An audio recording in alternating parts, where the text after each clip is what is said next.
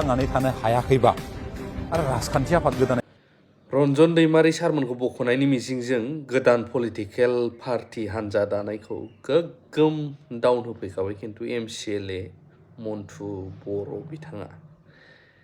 बिथाङा मोजाङैनो slip slap बुंलांदों नाथाय गोग्गोम डाउन होलांबाय मानो माब्रै मानो होनबा इउनाइटेड फराम अफ एक्स NDFBनिफ्रायबो जि हायो गावसिनि नाजानायजों एबार गोदान राजनितिक हान्जा हिसाबैहाय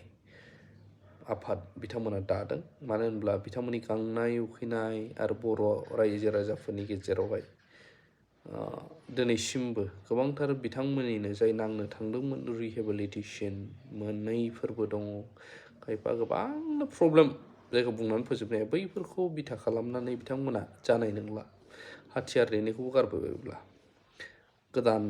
राजखान्थि हान्जा सोरजिदों दाख्लैहाय बे मेल मिटिङाबो जोबनानै थांबाय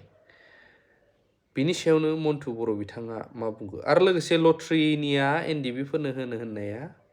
मा जाखो न'खरफोरनो होनो होननाया गैयाना दाबो रायजोफोर सिन्था खालामनाङा कर्टनि प्रसेसा एसे लेन्डि जायो खिन्थु बे जाथारगोन नायलांग्रोदो बेखौ नङा मानो होनोबाथाय जोंनियाव गोजाम आफादानो दं जेरैहाय BPF दं नङा होमबा जेरैहाय कंग्रेस दं जेरैहाय रायजल दल बेफोरबायदि माखासे माने नेशनेल लेभेलनि जिखिनि राजखान्थि आफादफोर नङा होमबा बे राजखान्थि आफादानो जोंखौ UPफोरखौ जेबो खहा खालामनो हायाखै बिदियाव खालि जोंनि ओनसोलनिल' दानो नागिरनाय माखासे माने राजखान्थि आफादफोरा जोंखौ दि खहा खालामनो हागोन आं बेखौ मालाबाबो साना BTRल' नङा जिहेतु भारतआ मोनसे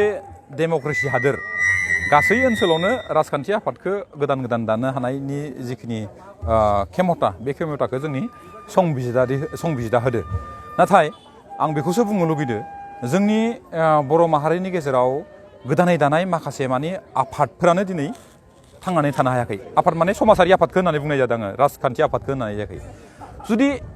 समाजारि आफादानो जोंनि जायगायाव जुदि थांनानै थानो हायाखैबा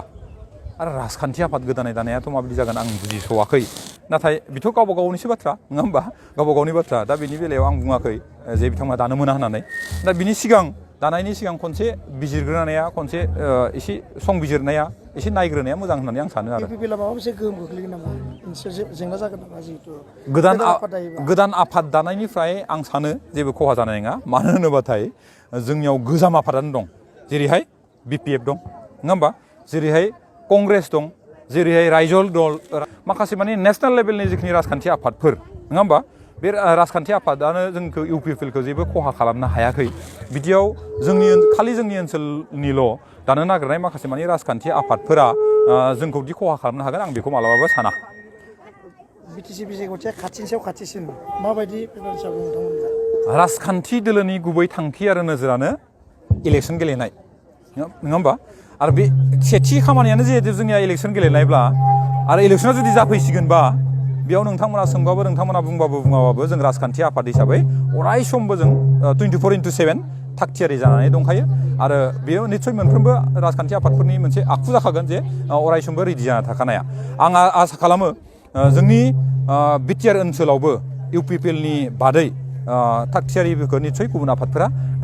जानो हायाखै ओंखायनो आं गिबियावनो बिथांमोनखौ खावलायखानानैसो दोननो लुबैदों जे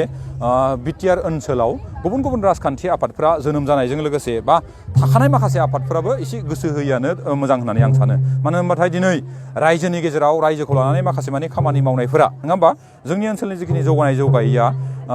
17 बोसोराव जाय बिथांमोना खामानि मावनो हायाखै दिनै बोसोरब्रैनि गेजेराव मानगोनां प्रमद बर' बिथाङा जोंनि ओनसोलाव जों आबुङै मावनो हायाखैबाबो नाथाय बिथाङा 17 बोसोराव जिखिनि मावनो हायाखै बेखौ बोसोरब्रैनि गेजेराव जों मावनो हादों आरो बेखौ जों प्रमान हहकारे फैगौ मार्च एप्रिल दाननि गेजेराव सरकारि भाबै मोनसे भिजन डकुमेन्ट दिहुननायनि गेजेरजों रायजोफोरनो जों आखाइ गथायनानै होनो नागिरदों आरो जोंनि ओनसोलाव बेल' मोनसे सरकार जानो हागौ जाय सरकारा गावनि मावनायखौ तुलनामुलक भाबै खालामनानै रुजुलायनायनि गेजेरजों रायजोनि गेजेराव मोनसे लिरनानै मोनसे तथ्यनि गेजेरजों लिरनानै होनो नागिरदों ओंखायनो आं सानो रायजो राजा बिथांमोना जाहाथे ससियेल मिडियायाव माखासे बिबांनि बुंनाय राजखान्थि दैदेनगिरिफ्रा गावनि आफादफोरखौ बाख्नायना लानाय बा आं मावदों आं मावाखै बिदिखौ फोथायनायजों लोगोसे मानगोनां प्रमद बर' बिथाङा दिहुननानै होनाय जिखिनि बिजाब जाय बिजाबाव तथ्यजों लोगोसे खारैजों लोगोसे दिहुननानै होनाय जागोन सरकारि मोनसे एप्रुभ खामानिफोरखौ जों दिहुननानै होनाय जागोन आं आसा खालामो रायजोआ नैबे लिरनायफोरखौ मोनोबा बे बिजाबफोरखौ भिजन डकुमेन्ट्सफोरखौ मोनोबा